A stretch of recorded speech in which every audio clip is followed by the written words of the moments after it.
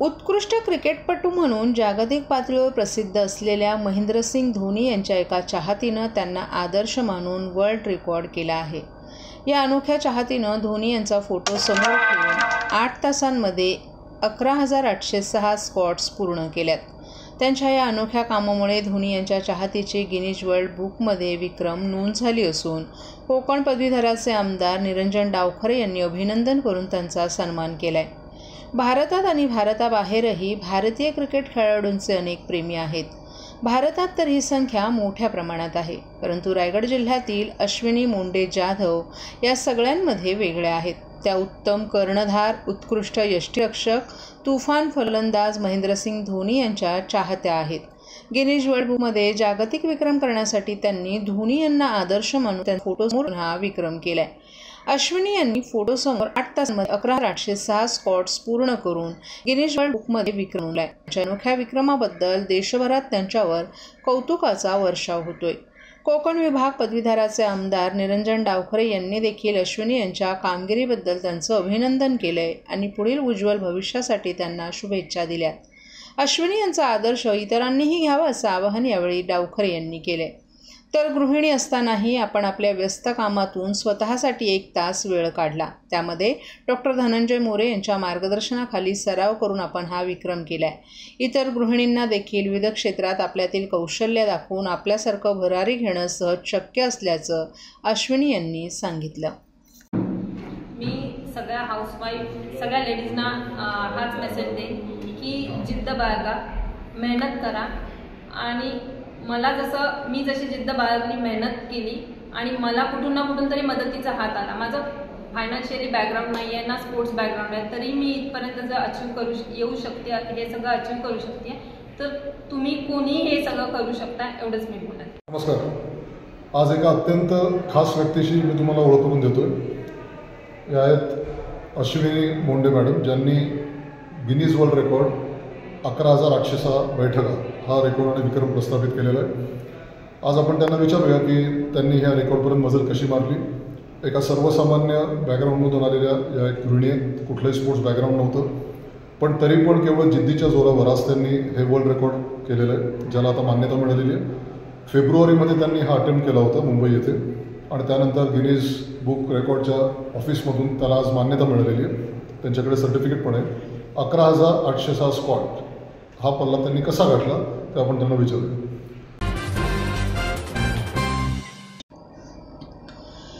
केंद्रीय अर्थमंत्री निर्मला सीतारामन यांनी सादर केलेल्या केंद्रीय अर्थसंकल्पाला सामाजिक चेहरा असून समाजाच्या सर्व स्तरातील नागरिकांचा अर्थसंकल्पात विचार करण्यात आलाय। चाकरमानी नागरिकांपासून नवउद्योजक आणि गरीब, महिला, युवक आणि शेतकऱ्यांना अर्थसंकल्पात दिलासा मिळाला असून देशाची विकसित भारताकडे वाटचाल सुरू झाली असल्याचं प्रतिपादन भाजपचे कोकण पदवीधर मतदारसंघाचे आमदार निरंजन डावखरे यांनी पत्रकार परिषदेत केलं आहे।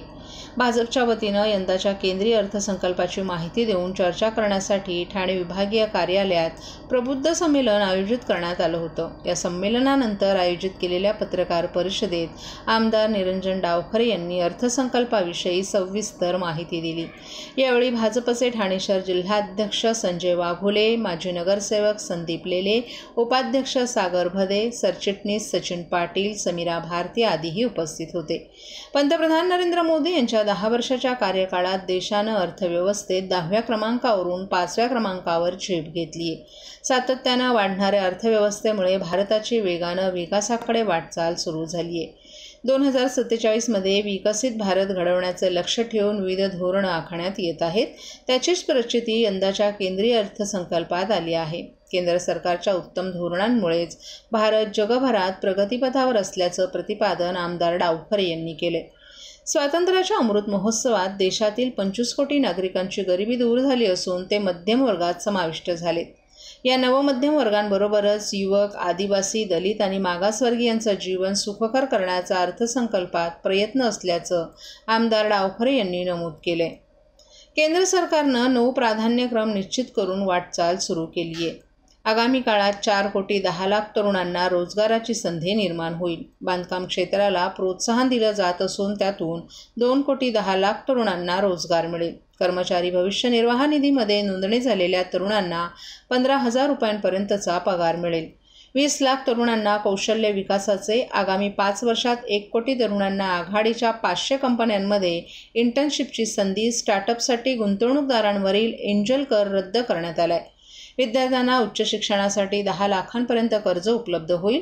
तर कर प्रस्तावात बदलांमुळे नोकरदारांची प्रत्येकी 17,500 रुपयांची बचत होणार असल्याचं डावखरे यांनी नमूद केले. केंद्रीय अर्थसंकल्पात महाराष्ट्राला वाटा मिळाला नसल्याची विरोधकांची ओरड निराधार असल्याचं त्यांनी सांगितलं. वाढवण बंदरासाठी 76,000 कोटींची वाढीव तरतूद झाली आहे. तर दिल्ली मुंबई औद्योगिक कॉरिडॉर, महाराष्ट्र ग्रामीण रस्ते सुधारणा, सर्वसमावेशक इकॉनॉमिक कॉरिडॉर, कृषी आणि ग्रामीण परिवर्तन प्रकल्प आदींसाठी तरतुदी असल्याचं मतही डावखरे यांनी यावेळी व्यक्त केलं.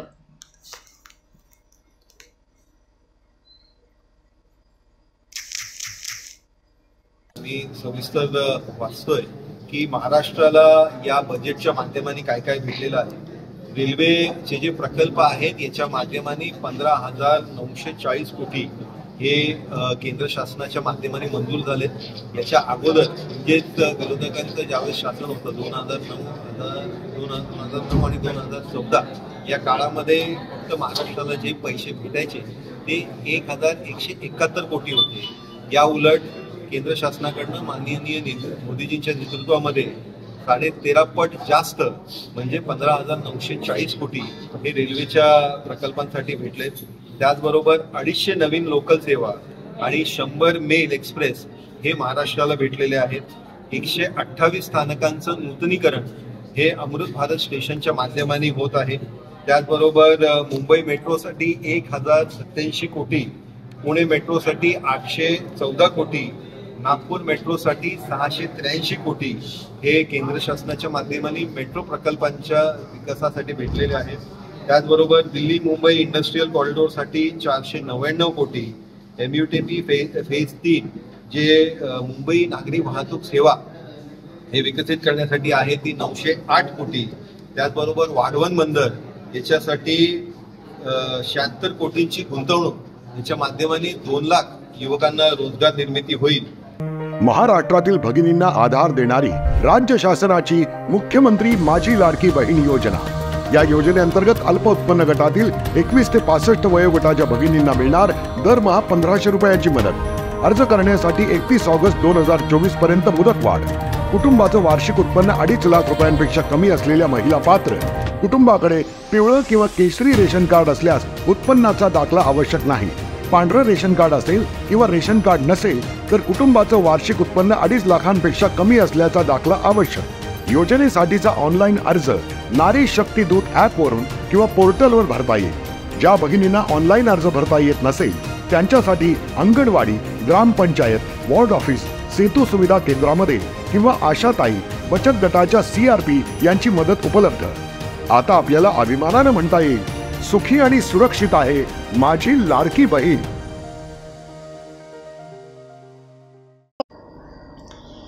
ठाणे न्यायालयातील राष्ट्रीय लोक अदालत न्यायालयात अनेक प्रलंबित प्रकरणं हातावेगळी झाली असतानाच ठाणे वाहतूक पोलिसांकडूनही 27 जुलै 2024 रोजी अदालतीच्या माध्यमातून तब्बल 5,90,53,650 रुपयांचा दंड गोळा करण्यात आलाय. वाहतूक नियमांचं उल्लंघन करणाऱ्या कसूरदार वाहन चालकांविरोधात मोटर वाहन कायद्यान्वये दंड आकारला जातो. त्यासाठी वाहतूक पोलिसांकडून दंडाचं चलन वाहन नोंदणीकृत मोबाईलवर पाठवून दंडाची रक्कम वसूल केली जाते. जे वाहन चालक दंड भरण्याकडे दुर्लक्ष करतात अशा वाहन चालकांवर खटला करण्यात येतो. मात्र अशी अनेक प्रकरणं प्रलंबित असून ती प्रकरणं निकाली काढण्यासाठी न्यायालयाकडून दर 3 महिन्यांनी राष्ट्रीय लोक अदालतीचं आयोजन केलं जातं. संबंधित कालावधीत जास्तीत जास्त वाहन चालक, सर्वसामान्य नागरिकांना लोक अदालत तसंच त्यांच्या विरोधात दाखल खटल्यांमध्ये तडजोडी अंती दंडाची रक्कम कमी होईल याचं महत्त्व पटवून देण्यात आलं. त्याला अनुसरून 27 जुलै रोजी ठाणे आयुक्तालयातील सर्व न्यायालयात राष्ट्रीय लोक अदालतीचं आयोजन करण्यात आलं होतं. यापूर्वीच हेल्प डेस्कच्या माध्यमातून सर्वसामान्य जनतेचा उत्स्फूर्त प्रतिसाद मिळाला, त्यामुळे ठाणे वाहतूक विभागातील एकूण 18 युनिटमध्ये दाखल झालेल्या खटल्यांपैकी 8,444 खटले निकाली काढण्यात आले, तर 74,75,050 रुपयांचा दंड पोस्ट लिटिगेशन गोळा करण्यात आलाय.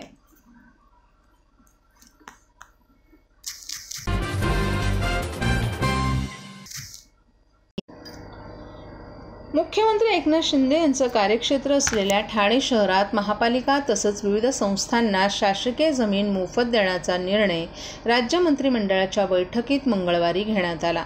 रामकृष्ण मठ आणि रामकृष्ण मिशन या संस्थेत आध्यात्मिक, सामाजिक, आरोग्य, शिक्षण, महिला सबलीकरण आणि लोकोपयोगी कारणासाठी देण्यात येणार आहे. रामकृष्ण मिशन या संस्थेस आध्यात्मिक, सामाजिक, आरोग्य, शिक्षण, महिला सबलीकरण आणि लोकोपयोगी कारणासाठी कावेसर येथील 2 हेक्टर 20 गुंठे शासकीय जमीन रामकृष्ण मठासाठी देण्यात येणार आहे. थेट जाहीर लिलावाशिवाय 1 रुपये प्रति चौरस मीटर या नाममात्र दरानं ही जमीन संस्थेस देण्याचा निर्णय मंत्रिमंडळानं घेतलाय. ठाणे महापालिकेस बहुउद्देशीय सभागृह विकसित करण्यासाठी वडवली येथील 2 हेक्टर 35 गुंठे जमीन देण्याचा निर्णय घेण्यात आला असून तरुण आणि युवा पिढीस रोजगार निर्मिती आणि कौशल्य विकासासाठी या केंद्राचा उपयोग होईल. त्याचप्रमाणे महानगरपालिकेस कोलशेत तसंच कावेसर येथील एकूण 5 हेक्टर 68 गुंठे शासकीय जमीन विनामूल्य देण्याचा निर्णयही घेण्यात आलाय. या ठिकाणी पक्षीगृह विकसित करण्यात येणार आहे. पक्ष्यांकरिता नैसर्गिक अधिवास निर्माण करणं आणि पक्ष्यांच्या जीवनमानाबद्दल नागरिकांमध्ये जागरूकता निर्माण करण्यासाठी हे केंद्र काम करेल.